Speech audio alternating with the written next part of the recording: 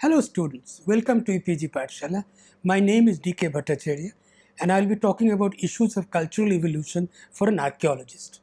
It is very important to understand the point that sociobiologists have been always trying to talk about cultural evolution, but they were not really accepted by either social anthropologists or physical anthropologists because they were not accepted the methodologies used by these sociobiologists. However, for an archaeologist, it came as very handy to use primate ethology along with hunter-gatherer studies in tribal areas. So combining these two, we found it as a very good roadmap to negotiate the interpretation of archaeological data.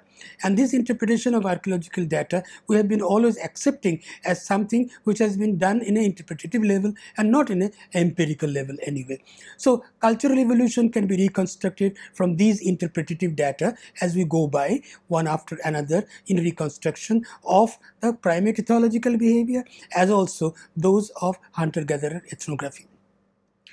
We try to look at culture as an issue which is something like a non-tangible reality, but yet which determines the activity and behavior of a given band of people.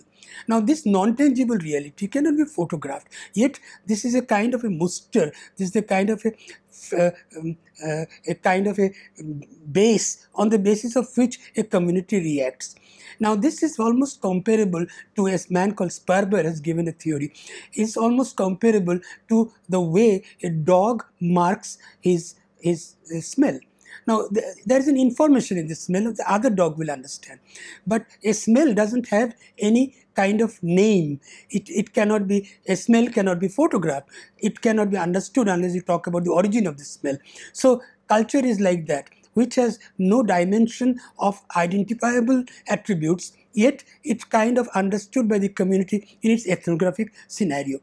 Let us look at the complete man in the earliest form when he emerges as a very good hunter, and how this man who emerges as a very good hunter and adapts to a given eco base or for his subsistence, how does he go about doing it? The theory was given by Professor Pilbeam, which is called Nutcracker model of evolution. This is based on the assumption that the savanna land of East Africa had large number of trees, and 14 to 18 million years ago, there were monkeys who were adapted to the brachiational life on the branches of the trees. Slowly, around 12 million years ago, the number of trees became less. So, large number of the monkeys had to abandon their arboreal abode and come down to terrestrial abode. Now, this happened when those monkeys, which are the goons, the burly ones, who pushed the weak ones to the ground. Those who were pushed down to the ground is our ancestor, and those who continue to live in the branches are still monkeys even today. Now, those who came down to the ground faced certain problems. Let us look at the problems. One of the biggest problems they faced was the seeds and the roots and the tubers available to them on terrestrial living had hard shells. And hard shells require grinding apparatus. And they could not grind their jaws because of the projecting canines from the maxilla as also the mandible. So, the rotatory motion of the mandible could not be executed because of the canines. So one of the first adaptation that happened for terrestrial adaptation is the reduction of the canine. The moment the canines were reduced, the jaw started having its function of rotation and grinding. Now this function of rotation and grinding subsequently started pulling the parietal region of the brain. So one change in the apparatus started bringing other changes. A change came to the parietal part, it increased.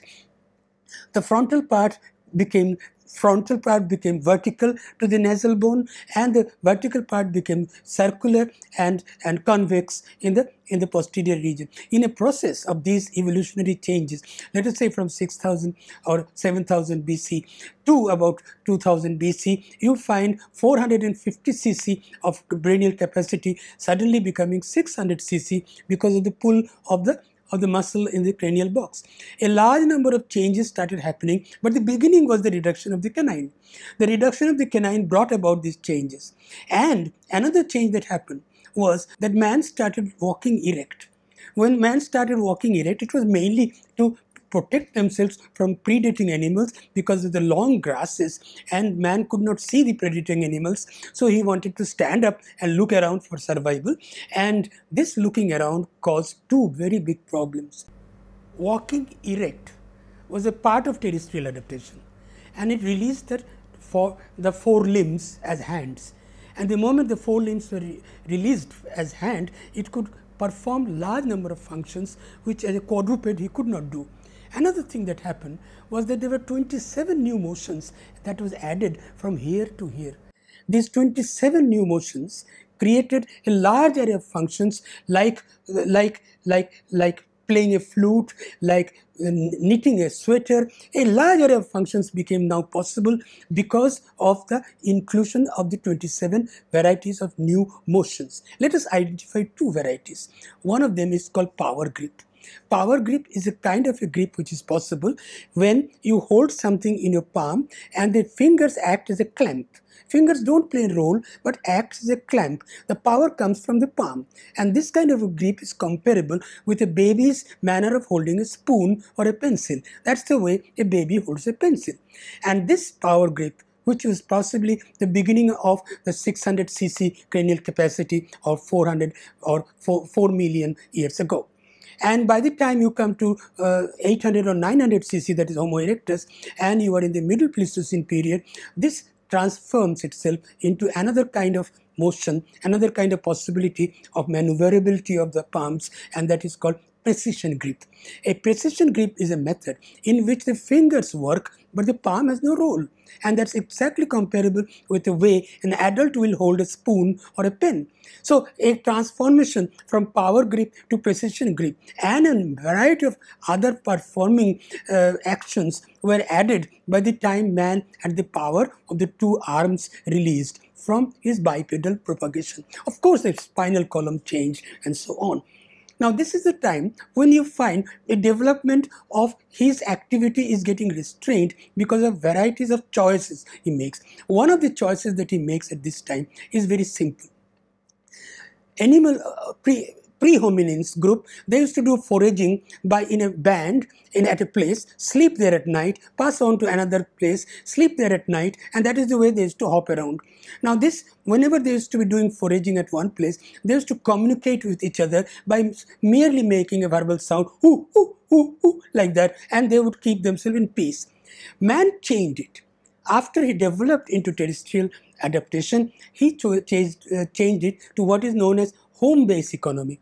That means every night he used to come back to a single home and go back again to the next foraging place. So this home-based economy, it is believed, was started around early Pleistocene time when man has already domesticated fire. Fire domestication means you bring fire from a natural source, volcano or forest fire, and bring it to the camp and keep it feeding with dry leaves and twigs. So it requires attention. You cannot keep on moving. You require attention to keep it fire, to keep it alive. You have changed to what is known as home-based economy.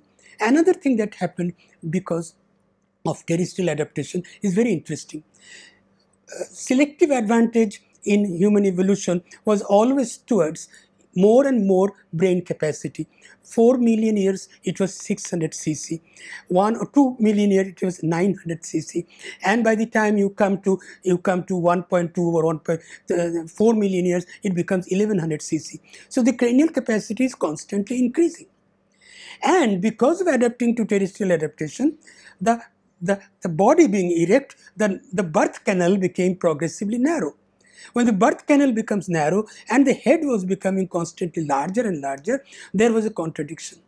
And this contradiction was solved by nature by deciding that the fetal, the brain size of the child will be less than 60% of the adult shape or adult size when the child is born.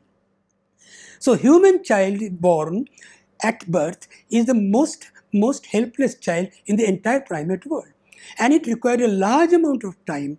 It requires a large amount of time mother-child dependency became very extended, because that is the time of the child's growing from a small head shape to a minimum larger head shape, not an adult head shape, but minimum larger head shape, to take care of its own survival. Now, this is the period which is significant, because many anthropologists believe that the extension of mother-child dependency by nature to such a long period as 3 to 4 years was very important for survival. You know why it was important for survival? Because the survival strategy is verbally communicated to a child. It is not there in the bloodstream.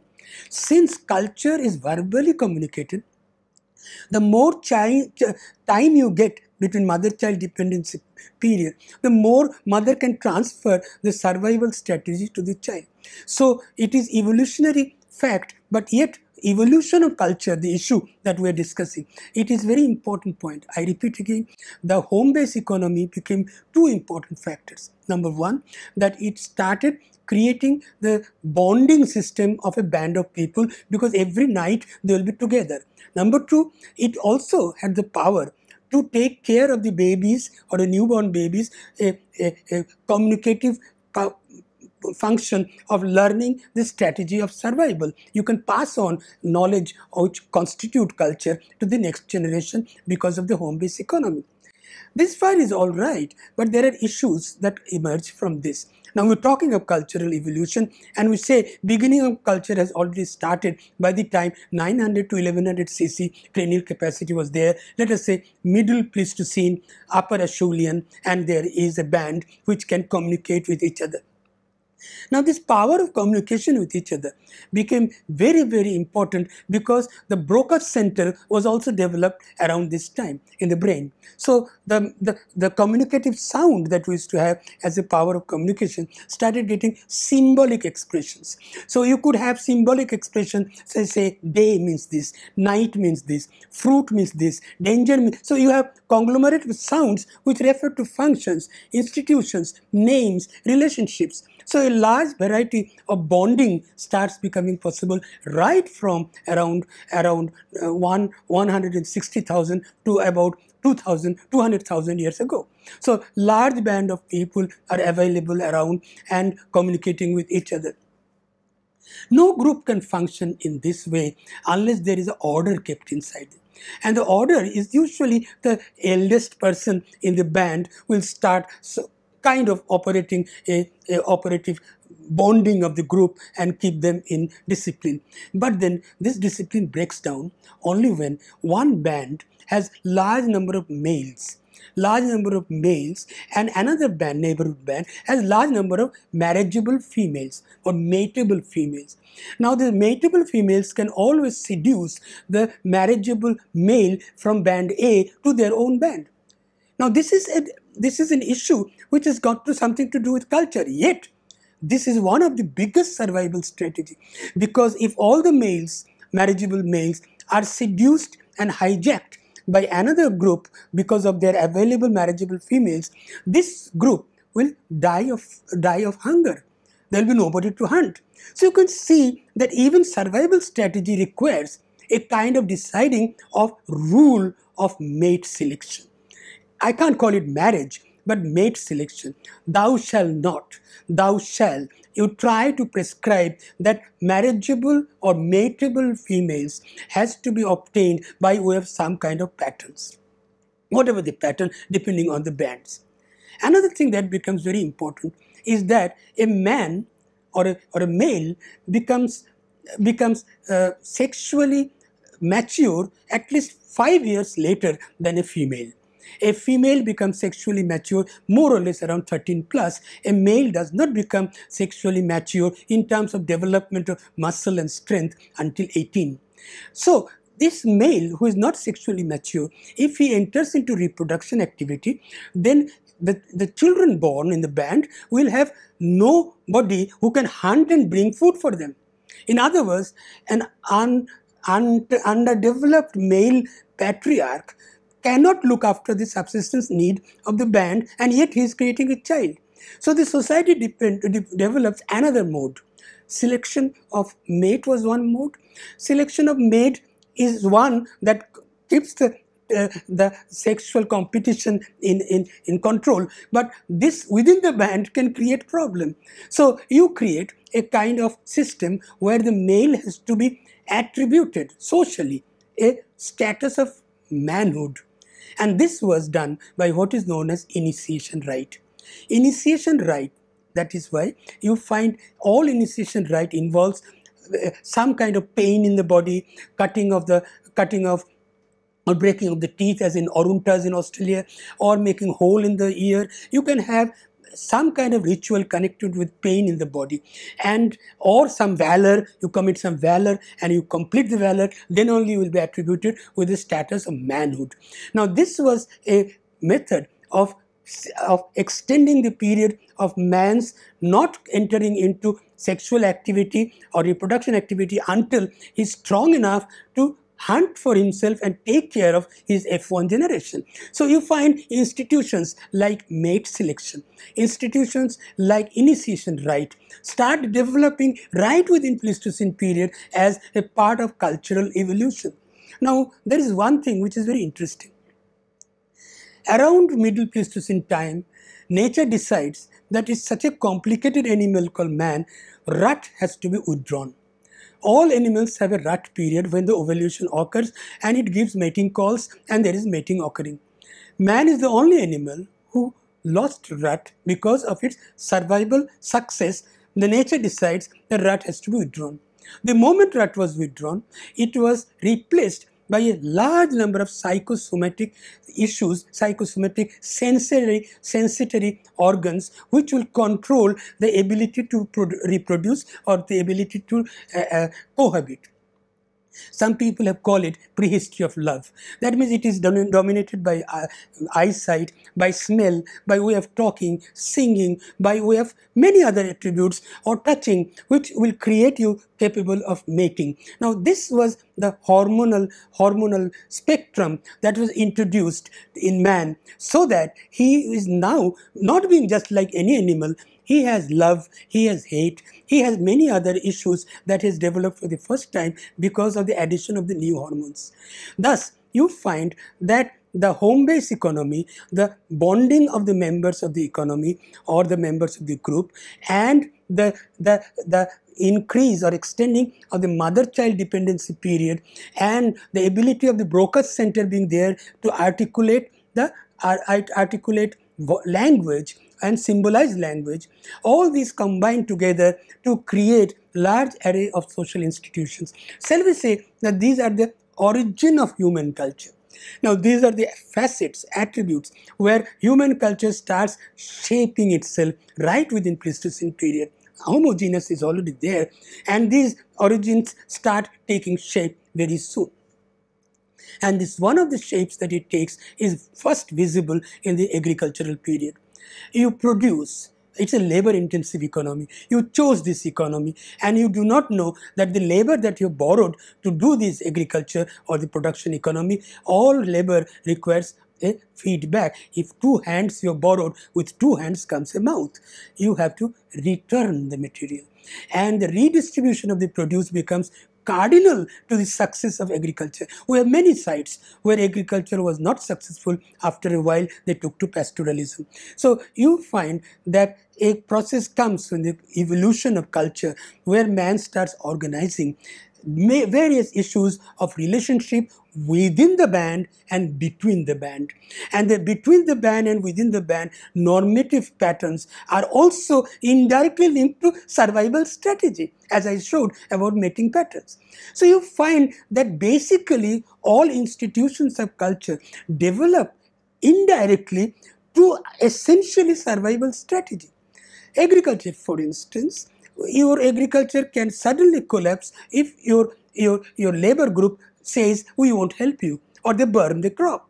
Now how do you help yourself? You have to seduce the labor. Don't worry, I will pay you back. Let us wait for 90 days. Let the crop dry and let the harvest occur. Your share you will get back. How do you share, or how do you pass it on as an assurance? We have a word used very oftenly in India. You can find anywhere in the large scaling machines where it is written dharam kata. Dharam kata means righteous balance. Righteous means I promise. I promise the return. Even today, I promise becomes more cardinal in the absence of a God, in the absence of a swearing person. You try to swear in the name of honor. I will return. Unless you create an institution and not merely saying, don't worry, I will return. You create an institution. And the institution becomes something which enables the labor, which has nothing to do with the production, to give their best. So you start seeing culture developing in varieties of ways depending on basically survival issues. I'm trying to put it to survival, but many social anthropologists may not agree to it. That point is the basic main line that creates cultural ramification, cultural evolution are linked to survival strategy. I'll give you another example. Now, if in a community there is enough in the production to repay the labor that you have got, and the labor has been paid back, and you have enough to eat, what do you do about it? You live on the same way, and there may be a stress period when your harvest has finished and another harvest has not come, because anyway the early agriculture was one crop agriculture. They didn't produce 2 crops a year. So you have a large period which can be called fallow period. And this fallow period, you go back to hunting and gathering. We have even today many communities, tribal communities, who go back to hunting and gathering during the fallow period. Fallow period is usually after June or sometimes April to June. Now, a tribal community creates a culture where the fallow period is taken care of. How do you take this? You try to give feast from your surplus. You try to seduce some communities by giving them feast, by giving them presentations, and then saying, when my bad day comes, fallow period comes, please try to help me by giving another feast or try to return some food back to us. Now, these are elementary situations by way of which survival strategy has extended into given social institutions. Culture evolves on the pedal of social institutions.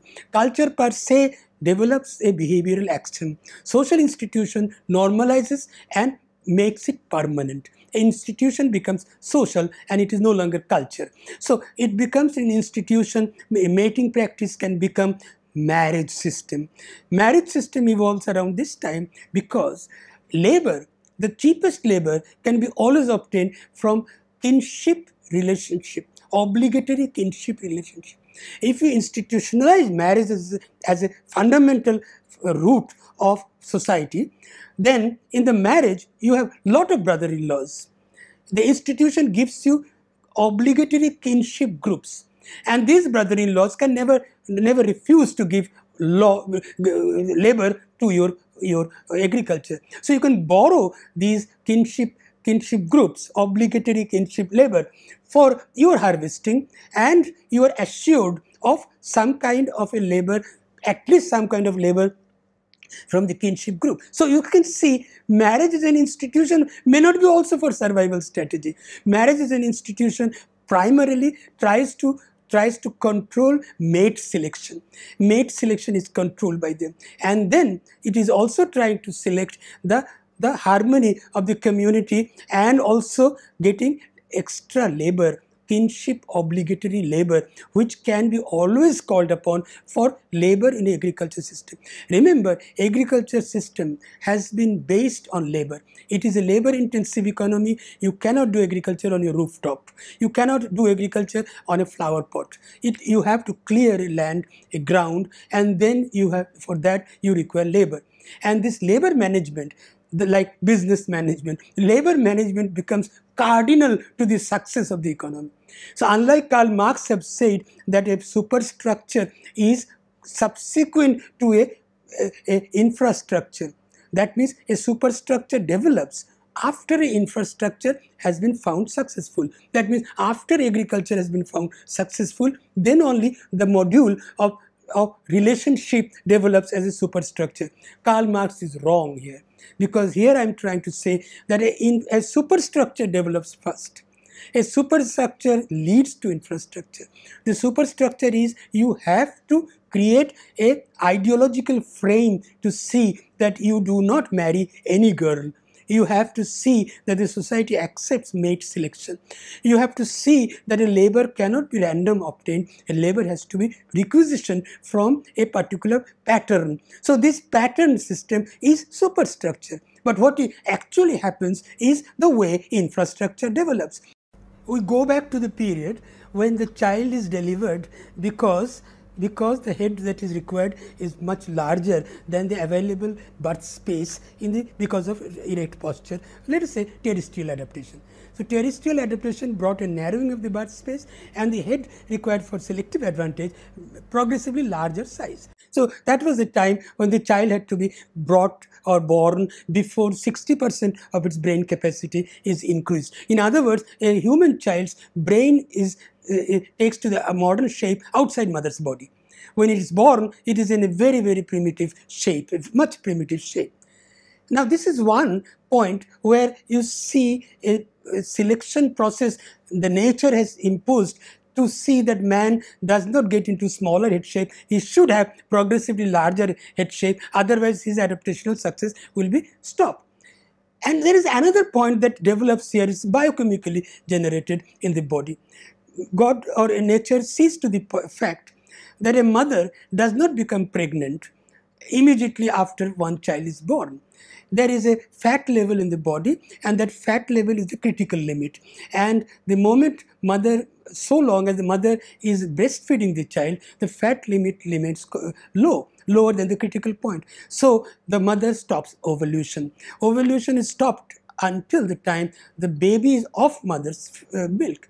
And this is called postpartum amenorrhea in medical parlance. So you have a postpartum amenorrhea which sees to the fact that the spacing of the children in a hunter-gatherer community or a primitive growing community becomes more and more distanced, at least 3 years spacing, because a hunter-gatherer cannot carry one child here, one child there and do hunting. So nature saw to it that even the success of the community or success of the species depends on keeping it infertile for a period. So you find a large number of issues that are biologically began or initiated. The initiation is biological imperative, and what results is the cultural imperative. So I am trying to constantly say that biology brought in issues of development which required adaptational success, adaptational equilibrium. And to maintain that, you create cultural success and cultural equilibrium and maintain the biological imperative. Now this goes hand in hand for a long time. Even today, if a biological imperative is brought, I give an example of deaf and blind people in the society. Now their biological imperative is that they have no possibility of interacting with the normal people around. Now they create their own psychological and sociological apparatus to come to terms with it. And you will see more often than not, they have their own imperatives, manners of speaking, manners of interacting with other people which vary from the normal people. And this is primarily because any biological imperative to constantly maintain its successful adaptation has to always create a corresponding cultural imperative, and this cultural imperative is made permanent by social institutions. Social institutions follow a cultural imperative. So cultural imperatives are many, and we have talked about evolution of culture from the time of the reduction of the canine. Canine reduces, jaw becomes smaller, the pulling of the head muscles because of grinding motion, and the skull becoming from 450 cc, it becoming 11 cc. Nature abhors vacuum. So if the skull expands, the neural cells multiply to fill up the vacuum. So you have large number of natural cells, and you have this large number of brains which gives you one out of many, one imperative, and that imperative is capable of recording experience. How does it record experience? Because you have additional neural power now. All animals depend on water, and you have to go to water because 70% of your body is water. And when you go to water, many people may have cut their toes with broken stones. All water sources have broken stones.